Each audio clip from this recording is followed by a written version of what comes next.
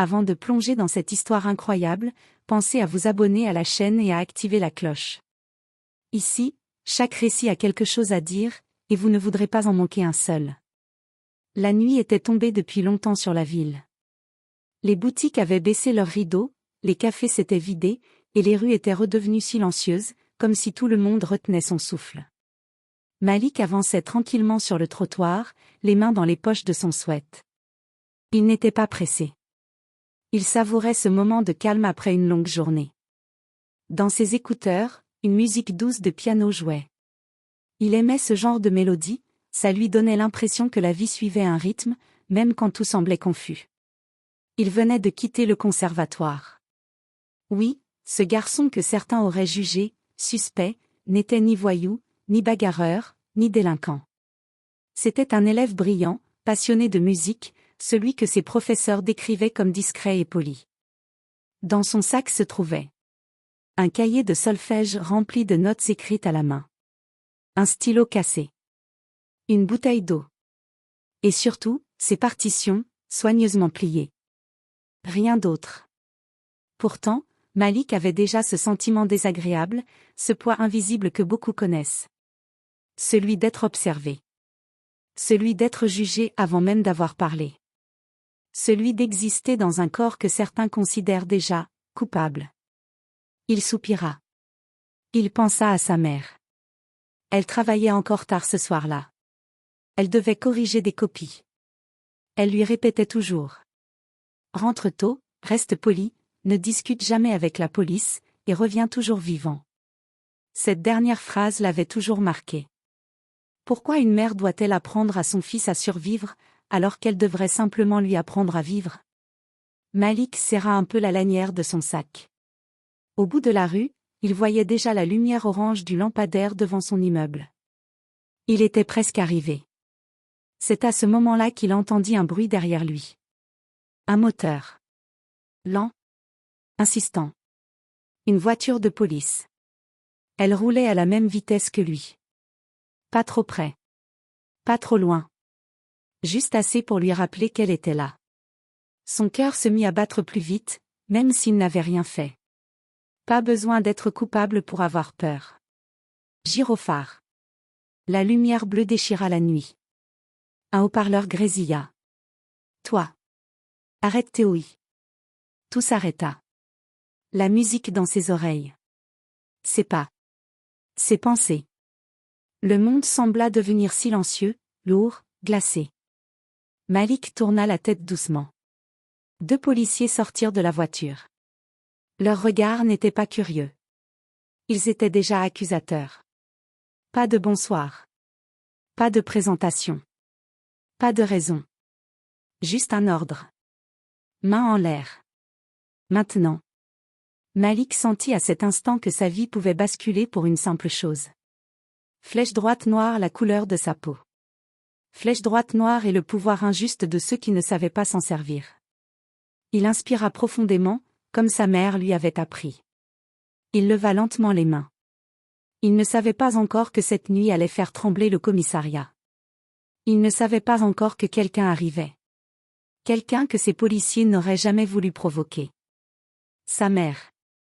Le souffle de Malik se bloqua dans sa gorge. Les gyrophares continuaient de tourner, lavant la rue d'une lumière bleutée, comme si la nuit elle-même assistait au spectacle. Le premier policier s'approcha, main sur son arme. Toi. Nom et prénom. M. Malik Diop. Pourquoi tu traînes ici? Je rentre chez moi. Tu habites ici? Tu peux le prouver? Malik hocha doucement la tête. Oui, monsieur. À 2 rues. Je peux vous montrer ma carte d'étudiant. Il fit un geste prudent vers sa poche. Ne bouge pas. Le policier dégaina presque. Le cœur de Malik bondit. Désolé, je voulais juste. On ne discute pas. On obéit. Le deuxième policier tourna autour de lui comme un prédateur. Qu'est-ce que t'as dans le sac? Mes cahiers, mes partitions. Donne.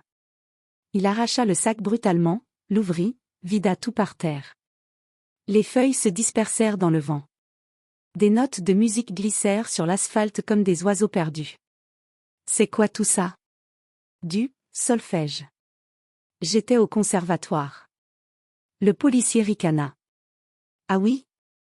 Et tu veux nous faire croire qu'un gars comme toi sort d'un conservatoire? Cette phrase frappa Malik comme une gifle. Un gars comme toi. Il baissa les yeux. Oui, monsieur. Le policier fouilla encore, agacé de ne rien trouver. Rien. Pas de drogue. Pas d'objet volé. Rien. Le premier policier fronça les sourcils. Ça ne veut rien dire. Les types comme lui savent cacher. Il s'approcha, par là-bas, presque au visage de Malik. On va t'emmener pour vérification. Mais, j'ai rien fait. S'il vous plaît, ma mère m'attend, je... Tais-toi. Le cliquetis sec des menottes résonna. Le métal entra en contact avec la peau de Malik. Froid. Humiliant. Il sentit ses yeux piquer. Pas de colère. De l'injustice. Monsieur, je peux au moins l'appeler? Juste prévenir ma mère. Le policier souffla, exaspéré. Tu auras le droit d'appeler quand on te le dira. Pas avant. Ils le poussèrent vers la voiture. Les voisins observaient discrètement derrière leurs rideaux. Personne ne sortait. Personne ne parlait. Comme si la scène était normale. Comme si arrêter un jeune noir sans raison faisait simplement partie du décor. Dans la voiture, Malik ferma les yeux. Il se répéta les conseils de sa mère. Reste calme. Ne discute pas. Respire. Mais au fond de lui, une peur brûlait. Pas peur de la prison. Peur d'être réduit à un stéréotype. Peur de ne plus être Malik, le musicien, l'étudiant, le fils. Mais juste un suspect de plus. La voiture démarra. Le commissariat n'était pas loin. Mais ce trajet, pour lui, sembla interminable. Les policiers parlaient entre eux, comme s'ils n'existaient pas. Encore un qui traîne sans but. On leur fait peur un peu et ça leur servira de leçon. Malik serra les mâchoires. Il ne savait pas qu'à cet instant. Quelqu'un, ailleurs dans la ville, déposait un stylo, rangeait ses dossiers, et attrapait ses clés avec un regard déterminé. Sa mère venait d'être appelée. Et rien, absolument rien, ne serait plus comme avant. La voiture s'arrêta devant un bâtiment gris, sans âme. Le commissariat. Des néons blafards éclairaient l'entrée. Le sol était humide, comme s'il venait de pleuvoir, ou comme si la nuit elle-même avait pleuré avant lui. Les policiers sortirent Malik sans ménagement. Descends. Il trébucha légèrement, retenu par les menottes. On le fit entrer. L'odeur d'ancien café, de poussière et de papier usé lui monta au nez. Des gens attendaient sur des chaises métalliques. Un homme ivre, une femme en larmes, un adolescent nerveux. Personne ne regardait Malik vraiment. Pour eux, il était juste un autre. On l'installa sur une chaise, face à un bureau. Le premier policier posa un formulaire. Nom. Malik Diop. Adresse. Rue Victor Hugo, bâtiment C. Le policier écrivit lentement, puis leva les yeux. Profession? Étudiant. Étudiant où? Au conservatoire de musique. Il haussa un sourcil, comme si c'était une mauvaise blague. On verra ça. Le deuxième policier fouilla encore son sac, comme s'il espérait faire apparaître une preuve par magie. Rien. Tu vois? Rien d'illégal. On aurait pu le laisser partir. Non, répondit l'autre. On vérifie d'abord son dossier. Il s'assit à l'ordinateur, tapa le nom. Aucun antécédent. Aucune plainte. Rien. Mais au lieu de reconnaître l'erreur, il fronça les sourcils. Ça ne veut rien dire. Il cache quelque chose. Il se tourna vers Malik. Tu fréquentes qui? Tu connais des types louches? Des gangs? Non monsieur. Tu mens? Non. Le policier se pencha, son visage presque collé au sien. Tu sais ce que ça coûte, mentir? Malik déglutit. Sa voix trembla. Je dis la vérité. Il regarda la pendule. Chaque minute lui semblait une éternité. Je peux appeler ma mère, s'il vous plaît? Le policier soupira. Donne ton téléphone. Ils prirent l'appareil, le regardèrent longuement. C'est verrouillé. Je peux taper le code. Non. Pas encore. Ils le posèrent loin, hors de portée. Puis soudain, le téléphone vibra. Un appel entrant. Maman. Le policier observa l'écran. Il effaça l'appel. Comme si la mère n'existait pas. Malik sentit son cœur se serrer. S'il vous plaît, elle doit être inquiète. Elle attendra. Ils le laissèrent seul quelques minutes. Quelques minutes qui semblèrent des siècles. Ses pensées s'embrouillèrent. Et s'ils inventaient quelque chose? Et s'ils disaient qu'il avait résisté? Et s'ils truquaient un rapport? La peur montait. Mais au même moment. À plusieurs kilomètres de là, dans un appartement éclairé par une lampe de bureau, une femme ferma doucement son ordinateur. Son téléphone vibrait. Un numéro inconnu s'afficha. Elle répondit. Allô? Madame Diop? Ici le commissariat. Votre fils a été interpellé. Silence. Un silence lourd, glacial, contrôlé. Pour quelle raison? Vérification de routine. Où est-il? Poste central. Merci. Elle ne cria pas. Elle ne pleura pas. Elle prit un dossier, rangea ses livres de droit, attrapa son manteau. Ses yeux s'assombrirent. Pas de panique. Juste une détermination froide. Elle murmura pour elle-même. Vous avez choisi la mauvaise personne. Puis elle sortit. Pendant ce temps, au commissariat, Malik ferma les yeux. Il ne savait pas que la tempête marchait déjà vers lui. Et que rien, ni uniforme, ni arrogance, ne pourrait l'arrêter. Le temps semblait s'être figé. Le tic-tac de l'horloge résonnait comme un marteau dans la tête de Malik. Tic.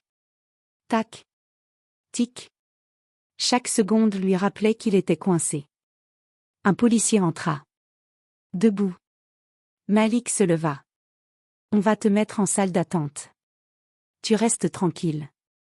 Ils l'installèrent dans une petite pièce froide, mur gris, chaise métallique, table rayée au milieu. Une caméra dans le coin. Une ampoule blanche trop forte. Rien de chaleureux. Rien d'humain. Il avait les mains encore marquées par les menottes. Soudain, des pas. Des pas fermes. Ni rapides, ni hésitants. Calme. Sûr.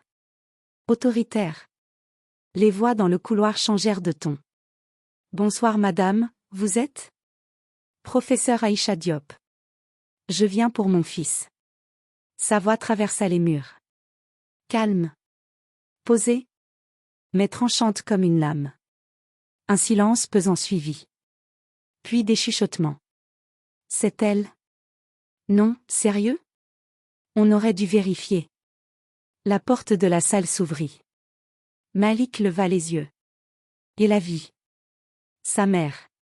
Elle entra, droite, élégante, manteau sombre, cheveux attachés. Son visage ne montrait ni peur ni colère. Juste une maîtrise glaciale.